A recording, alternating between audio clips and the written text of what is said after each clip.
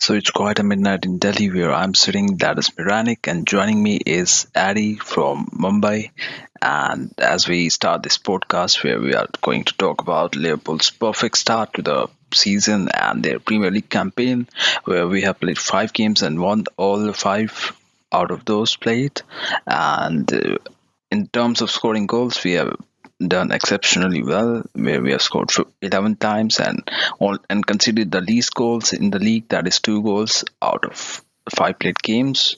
So that looks like a perfect start for us. And now it's time to head into the podcast, and let's take some words from Addy, who will be speaking his bit about our start. What do you think about the start of the season? Yeah, I mean, the start has been unbelievable. Like, it is the first time since 1990 and 1991, or should I say the Premier League era, that we have won all the starting 5 matches. So, like, it couldn't have been better. But, like Klopp addressed in the press conference that we should not get carried away and we are still like far away from where we want to be towards the end of the season. So I just Klopp is keeping the players humble, and uh, I'm looking forward for a great season ahead, and I hope we be consistent for the season. Yeah, What do you consistency. think? Consistency is the key to move forward in this season, where we should definitely win a trophy or so. And as much as world is looking at us for and at the progress that Klopp has made at the club, from changing us from doubters to believers and guiding us to 3 finals and 2 major finals, that which includes 2 major finals, one of them being Europa League final and latest one being UEFA Champions League final, which was an impressive thing to happen under the new under our current manager. And we certainly surprised many Yeah, many people out there with our performance. So it looks like this is high time that we should start getting some trophies, though we are making our slightest, or we can say a good progress towards getting something at the club. But this season I think it's crucial for us in terms of for or probably for our manager in terms of earning a trophy which we have been missing since a decade, I would say. yeah. I mean, to be honest, since Klopp has arrived, it's always been a progress. It's always been uphill for Liverpool. So I don't know about other managers taking deck or the journalists or maybe the fans taking deck, but till this point, that's been a progress for Liverpool because we were sleeping giants for the last, since last we won the trophy in 2012. So yeah, I mean it's been progress in every term for since Klopp has come. He's progressing. He's taking step by step. He's not jumping towards success or he's not taking any shortcut. He's establishing the pillars for success for the future years to come. Even after he leaves, the club is going to stand with strong pillars. The way he's making the development to the club, to the players, to the fan base, to the academy, to the staff, Mhm. everything, all the efforts he's putting. It's absolutely fantastic being a Liverpool fan Yeah, under it's Jurgen Klopp. something that we have been missing since so many years. I mean, they do say Rafa was great, but his rapport with players wasn't that good. You Yeah, can find it out. yeah, Yeah. that's Klopp's RSVP, right? He's like, there's always, he's always hugging players, and he's getting that connection between the manager, and he's showing to the world that it's not always a boss and a employee relationship with players and managers. It should be like a family, and what he's Mm. creating as a Liverpool family is just absolutely fantastic. I mean, I don't think there's any other club who's approaching the same way towards success like Klopp is. And even if we talk about our last successful manager who did bring some joy to our faces, that is Rafa Benitez, he was, I read somewhere, I mean, Steven Gerrard himself revealed that the first day he met him, he asked him, does money, yeah, is money is in head or not?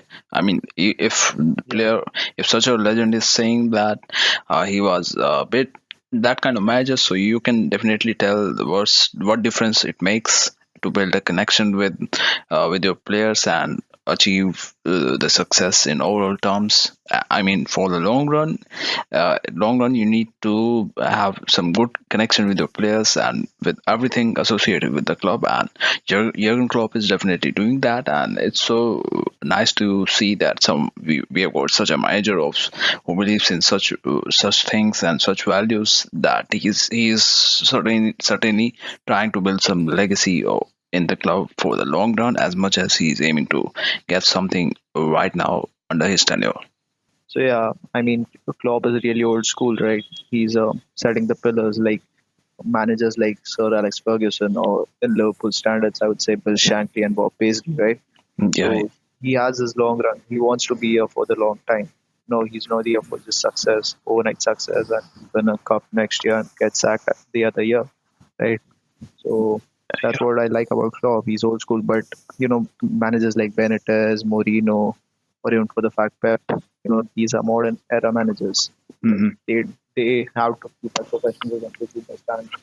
but with Klopp, there's something like some vintage touch in his sort of management that was Yeah, yeah, that is what I feel, and that is something catchy about his overall thing, being a manager. I mean, wherever he goes, not just yeah, Liverpool. At Dortmund, he was loved. I mean, fans were crying when he left Dortmund to join us. It tells a lot about how much he influences your fans and everything associated with the club that he's in. yeah. I mean, he's a people's manager after all, and he's a normal one. He's not special. He doesn't regard himself above anyone. hmm So that's Yeah, what makes him lovable, huggable. Or should I yeah, say huggable, right? yeah. He's And that being said, I think we should move and talk about our defense. That so far we have done exceptionally good, and conceding 2 goals definitely tells that we have made a pretty good start to our season, playing 5 games and conceding 2 goals. Defense wise, we are looking more stable than the last season, because we did had some issues in the defense in the starting phase of our season. And who doesn't remember that loss against Tottenham at Wembley, where we were beaten badly. And I mean, it was sort of a shameful display by with a manager like Klopp who is managing us. So we have massively improved on that front, and I think we Yeah, I should. mean, Yeah. since that match, I would say, like, I think we lost very few matches. Like, that match was a wake up call for us, not get carried away with success. hmm So after that, Klopp made a lot of changes, and I think since then we were unbeaten at home for a long time. And Yeah. what I would like to say is, what Klopp has done with the defense is not something, he had his time, he took his time, he waited for the right players, he didn't rush into, the a Mhm. mistake Rodgers made by signing Balotelli, he rushed into because of pressure. But what Klopp did, he stood firm to his ground, and he only Yeah. got the players who he needed. Like, he also got rid of many big signings like Sacco. He was a hmm big thing for us in defense he when we looked were in like crisis. he can go on to So become a world class player, but he did something yeah, I which mean, triggered Klopp. So that's another thing. But yeah, definitely, if yeah, but Klopp knew I'm what saying he he had to took do. big steps. Yep. Yeah, Klopp took big steps to to make us believe. He believed in his players and he waited for them. And now I think I Yeah. can finally say that we are stable in our defense. We Yeah. are going good. We have the most clean sheets since last January, right? Yeah. Since Van Dijk has arrived, we are unbeaten at home, and Yeah. you know And now. that's a very big thing for us Mhm. managers. And And now, if there's you very good if you players look at the chance he has given to Joe Gomez, the youngest player in our defense, I would say. I mean, the proper centre back. He's a centre back, and so the chance that Yeah, he has given in absence of Lovren, I think he's suffering from he's suffering from some injury. That also tells that he doesn't mind taking big decisions when he had to take. And the way Joe Gomez has justified it so far, it really looks good for our defense. Pairing up with Van Dijk, and not making any bad errors so far. It certainly tells that his game has improved, and also we would tell that he's the player of focus in our defense, about whom we will be talking in a bit of detail in this podcast. So, what do you think about the resurgence of, or I would say, his adaptability to perform right? Because right in this so far this season, because if we look at the last season, he was making some big bad errors as a right back. So it looks like a massive improvement. Yeah. So I mean, if you look at Joe Gomez since he arrived when Brendan Rodgers brought him, so he had great potential, right? And he had a great start under Rodgers too. But then, like when the matches started to proceed, he lacked confidence on the game. He started to stutter, and then under Klopp also he was, he was not that stable. So now what this season he had to step up. He had to make the next step, right? So without a manager giving you a good backup, you know, uh, having your back, you couldn't do that. And the way he's performing right now, I would not be shy to say that he's right now one of the best centre backs in the club or maybe the league. You know, so I don't. I think he'll make a tougher matchup and Lovren to get back into position to get back that spot because the way he has adapted with Van Dijk, the understanding, the age gap, and the professionality and all experience, and the way he's pairing up Hmm. with Van Dijk, I think anyone seeing from outside would never say that this guy is new or he's an amateur. And even So it's visible in his social media posts where he has expressed that he's loving and learning from Van Dijk. So it definitely builds up a great chemistry between those two players, and that would which would definitely help us in our campaign. yeah, I mean, Van Dijk is a person to learn from because he's so calm, and that's what Joe Gomez is adapting. And maybe I would say he's filling up for the flaws Van Dijk has. So like they are a good pair. They are a perfect match for each other. And we could see that in the matches, only 2 goals conceded so far. Hmm. And I would not say that we have played all small teams. We had Tottenham, we have other great teams too. And uh, I want to make the statement right this year, Premier League, as good as the start we have, the other teams who are performing as good as us. Every team has stepped up to that level that we Right. can't take any team for granted. So 2 goals only conceded in 5 matches is a big thing and a big thing this season in Premier League. So uh, Yeah. he deserves the credit. It's what he's getting right now, and Hmm. I hope he does keep consistent and performing the same, throughout the Yeah. season. Yeah. And even though it's a long way to end the season, the start is right, and our defense has rightly answered to whatever came their way.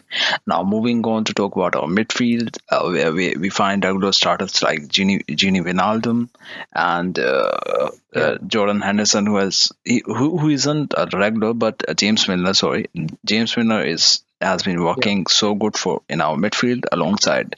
Uh, Naby Keita, who has also adapted a little bit. Good, not he hasn't adapted that like 100%, but he has been doing really nice work. So talking about our midfield, where we don't find Shaqiri that often, like in the starting 11, though he has done some impressive play as coming on as a substitute. But our midfield, I think we have somehow fixed the flaws that we had the last season in the midfield. yeah. I mean, we have always posted a great depth in midfield, but we always lack quality or maybe the experience in midfield.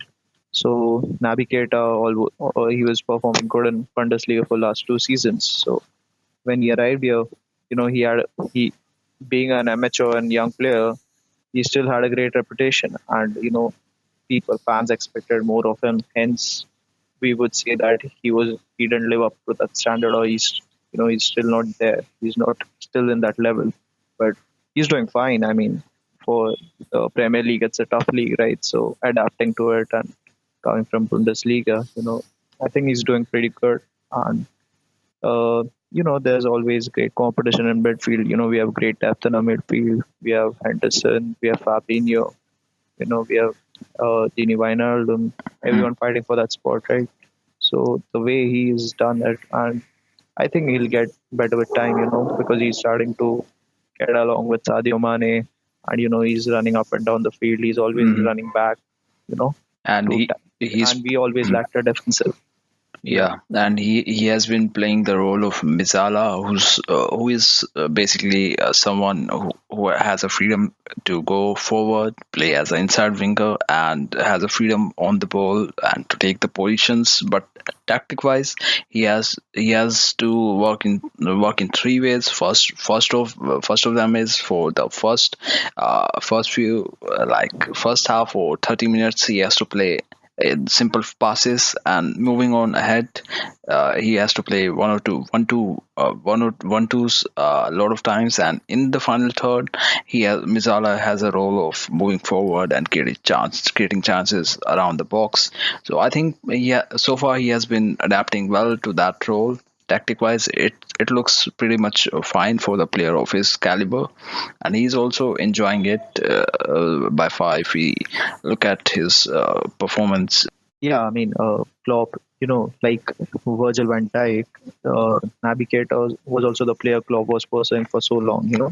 He was not giving up on him, so he waited for some time, and I think Klopp believes in Keita. That's why he's got him into the system. So there is a plan. Klopp doesn't just bring players just for the sake of it, right? Or just big names. If he Mhm. believes in them, if he believes in the plan he has in mind, will work with them. He gets them. So I Yeah, think, yeah, tactically, Keita is very good. He's excellent. He's running. He's a hardworking guy too. He's just not tactical. He's just not trained. He's a hard Mm. worker too, right? Hmm. So he's running up and down the field. He's providing, good passes to Sadio Mane and all of the attack for Firmino. Hmm. I think, With he's kind of time, a he shy he person. will polish his himself Yeah, well for yeah, the yeah. for the I mean, club, he and needs time to settle in. yeah, right. I'm sure. I believe in his Yeah, and so potential. Naby Keita was the player of focus in our midfield. As we move forward to talk about our forwards, Sadio Mane has been impressive, even though lately he has been he has been missing chances. Like he missed a lot of them last season as well. But for the start, scoring 4 goals in 5 games, and that's some impressive start. And also, we will talk about Firmino and Mohamed Salah. Yeah, forwarders, it's been they have to live up a big expectation.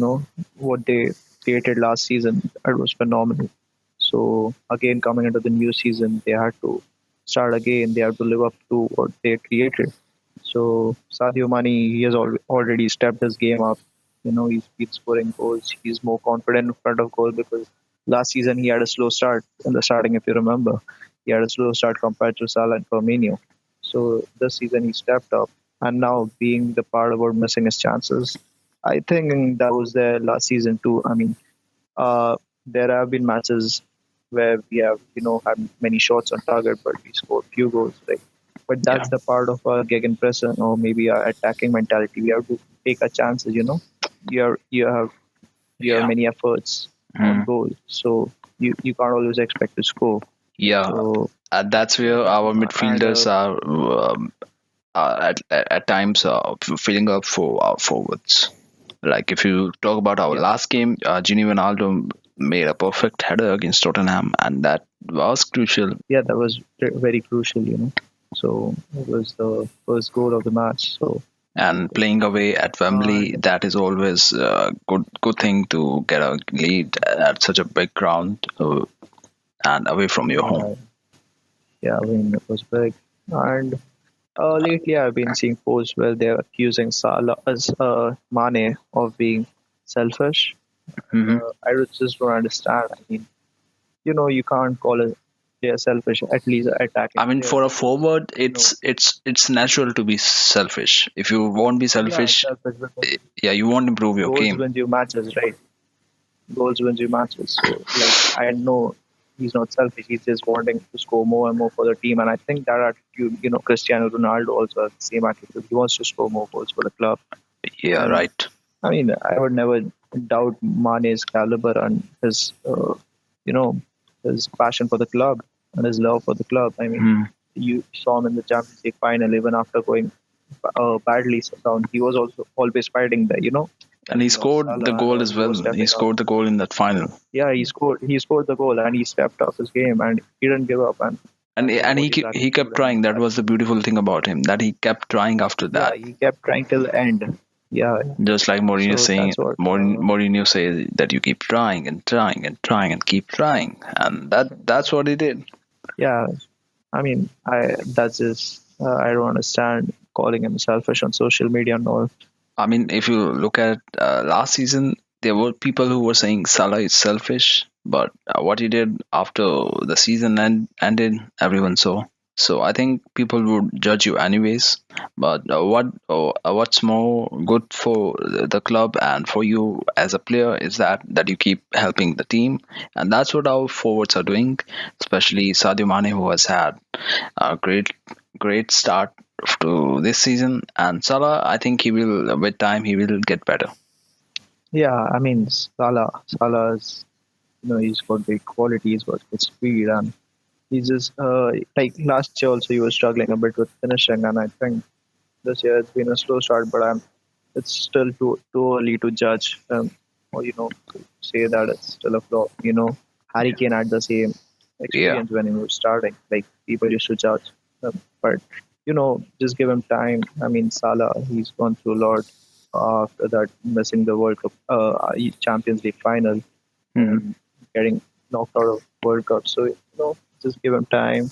Let's have his own yeah, time. Let's have his own but he moment. had he Then had yeah, a golden boot in the first season itself, so that all yeah, obviously yeah. tells So he's a good player. that's a yeah, that's a big expectation to live with, right? And I mean, every that's forward what we has need to something. Yeah, achieve. right. Yeah, I was saying that every forward has something that anyone would pick up. Like for Harry Kane, they used to say he won't ever score in August, but he started scoring this year. And he scored in August. So I mean, anything can change yeah, with time. If you yeah, have the habit to judge a player, then you will judge him at his high. You will as much as you will judge him all the time at his low. So I think that's the part of the package that people do, and Salah has proved himself already, and all of our eyes will be on how he does, how he will do in the season. yeah. Sure. I mean, Liverpool. Like I think Klopp has made that mentality that Liverpool is not a one-player team, right? He doesn't want to focus it on Salah. So that's the quality I like about Klopp. He's giving everyone equal chances to grow, right? Right. He's just not focusing the team around Salah. So that's what Liverpool is about. And I think Salah knows that too. He's not there for the personal glory or something. He just wants to contribute to the team. And I think he'll do it either way. So even if he doesn't live up to that expectation, Mhm. I would be okay with it. I think Klopp would be okay with it. And I think Salah himself would be okay with it because Yeah. he's not there for the personal glory, right? Right. And Right. Liverpool is, it's a team. It's a bunch of players, working towards the same goal. It's not someone who's playing for the personal glory, right? Yeah. So that's the thing. So with a slow start or big start, he's been good. He's been there performing. Yeah. Yeah, So that Firmino mhm. is also great. The way he's contributing, he's had a great He season. works tirelessly Yeah, throughout I the mean 90 his work minutes. rate is Yeah, phenomenal, you got to and admire that. the amount of progress he's made under Klopp. He's become I one of mean, the world he's the famous stars right now. perfect false nine in the world right now. Yeah, I mean, yeah, for sure.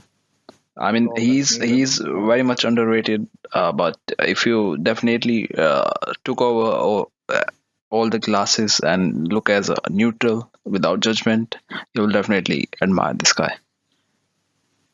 The funny part about this is I'm actually happy he's underrated. And I think when Klopp made that statement, he's underrated because that way, we get to have him. Like I And he think absolutely loves many being at the teams club. don't have. That's the biggest plus we have. Yeah, yeah, that's big. So So yeah, in our forward section, those were the player of focus. That is Sadio Mane and Mohamed Salah.